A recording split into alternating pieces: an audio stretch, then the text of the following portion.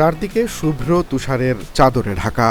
হাড় কাঁপানো ঠান্ডায় যখন সকল প্রাণীকুলের জুবুথুবু অবস্থা, তখন একদল দলছুট বানর আয়েশ করে গোসল করছে ধোয়া ওঠা গরম পানিতে। কেউ একে অপরের গা পরিষ্কার করে দিচ্ছে, কেউ বা চোখ বুঝে উষ্ণতার আরামদায়ক পরশ নিচ্ছে।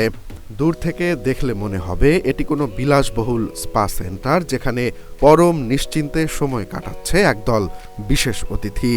বিস্ময়কর এই দৃশ্যটি জাপানের ইয়ামানোচি এলাকায় জিগোকুদানি মানকি পার্কের।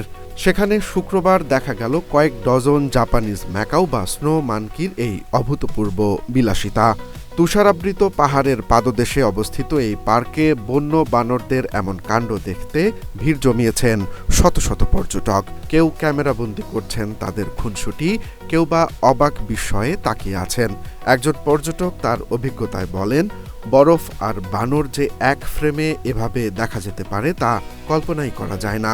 এটি সত্যি এক অনন্য অভিজ্ঞতা। পার্কের কর্মকর্তা কোবায়াশি জানান, এটি জাপানের একমাত্র জায়গা যেখানে বন্য বানরদের এভাবে উষ্ণ প্রসবনে স্নান করতে দেখা যায়।